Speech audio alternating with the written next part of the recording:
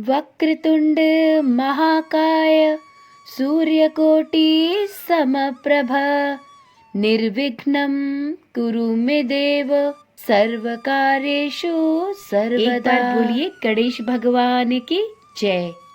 मित्रों, जैसा कि आप सभी जानते हैं, 17 जनवरी दिन शुक्रवार को सकट चौथ का व्रत रखा जाएगा।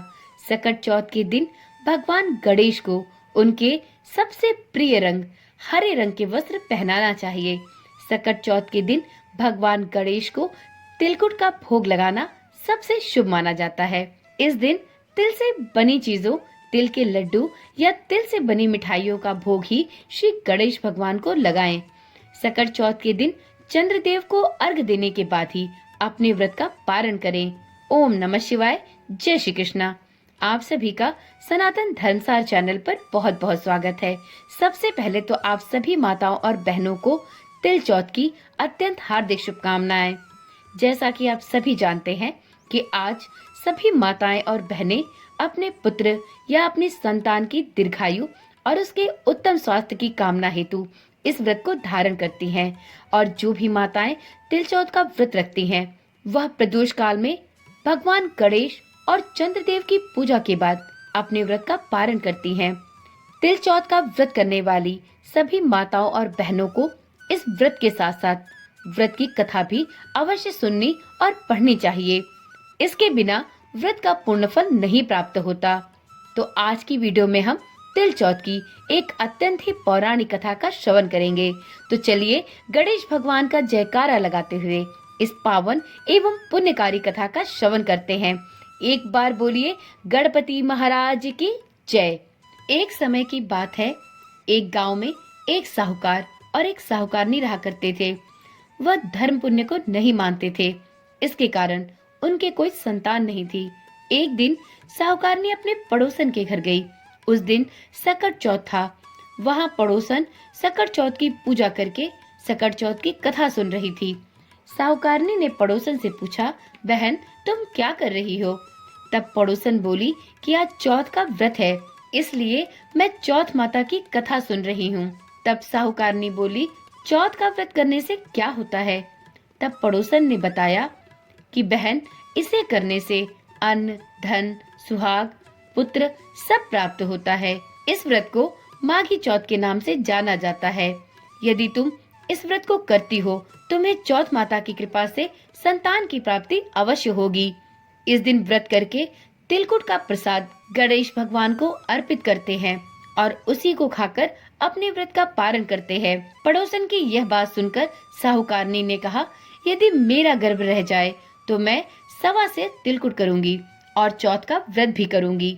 श्री गणेश भगवान और चौथ माता की कृपा से साहूकारनी के गर्भ ठहर गया तो वह बोली कि मेरे पुत्र हो जाए तो मैं 2.5 सेर तिलकुट करूंगी। कुछ दिन बाद उसके गर्भ से एक सुंदर पुत्र का जन्म हुआ। अब वह बोली कि हे चौथ माता, मेरे बेटे का विवाह हो जाए तो मैं 5.25 सेर का तिलकुट करूंगी। कुछ वर्षों बाद उसके बेटे का विवाह तय हो गया और उसका बेटा विवाह करने के लिए चला गया, लेकिन उस साहूकारनी ने तिलकुट नहीं किया था। इस कारण से चौथ माता उससे क्रोधित हो गई थी। उन्होंने फेरों से उसके बेटे को उठाकर पीपल के पेड़ पर बिठा दिया। सभी अब वर की तलाश करने लगे, पर वो नहीं मिला। हताश होकर सारे लोग अपने अपने घर को लौट आए और विवाह आधा अधूरा ही रह गया। इधर जिस लड़की से साहूकारनी के लड़के का विवाह होने वाला था, वह अपनी सहेलियों के साथ एक बार गणगौर पूजन के लिए जंगल में दूब लेने गई। तभी रास्ते में पीपल के पेड़ से आवाज आई, ओ मेरी अर्ध ब्याही। यह बात सुनकर जब लड़की घर आई, उसके बाद वह धीरे धीरे सूखकर काटा होने लगी। एक दिन लड़की की माँ ने कहा, मैं तुझे अच्छा खिलाती हूँ, अच्छा पहनाती हूँ, फिर भी तू क्यों सूखती जा रही है? ऐसा क्यों?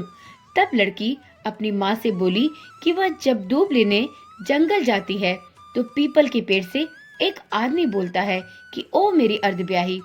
उसने हाथों में मेहंदी लगा रखी है और उसके सर पे सेहरा भी बंधा है। तब उसकी माँ ने पीपल के पेड़ के पास जाकर देखा, यह तो उसका जमाई ही है। तब उसकी माँ ने जमाई से कहा, यहाँ क्यों बैठे हो? मेरी बेटी तो अर्ध ब्याही कर दी और अब क्या लोगे?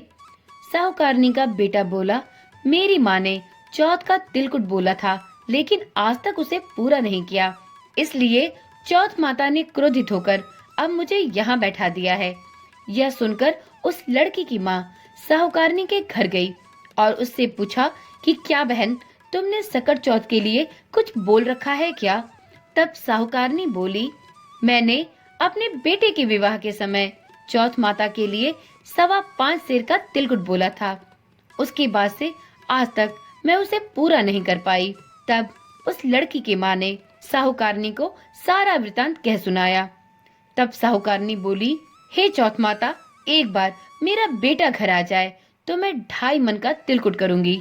तब चौथ माता की कृपा से साहूकारनी का बेटा अपने घर वापस आ गया और चौथ माता की कृपा से बेटे का विवाह धूमधाम से हो गया।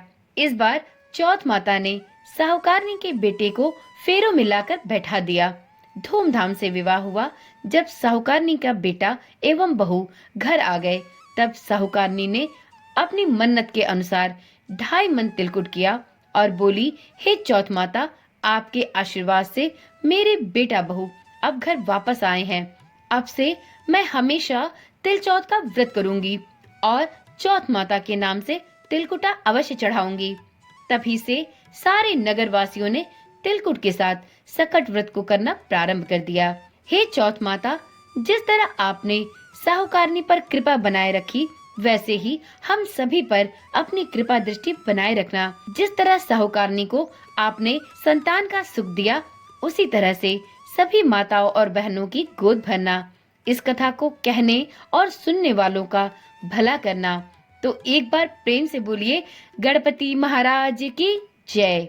तो इस प्रकार से तिल चौथ की व्रत कथा यहीं पर संपूर्ण होती है। आप सभी माताओं और बहनों को तिल चौथ की यह व्रत कथा सुनने के बाद चंद्रदेव का दर्शन करके उन्हें अर्घ देकर उनकी यथाविधि पूजा करने के बाद अपने व्रत का पारण करना चाहिए। तो चलिए आज की वीडियो यहीं पर समाप्त करते हैं। फिर मिलते हैं एक ऐसी ही नई और रोचक वीडियो के साथ।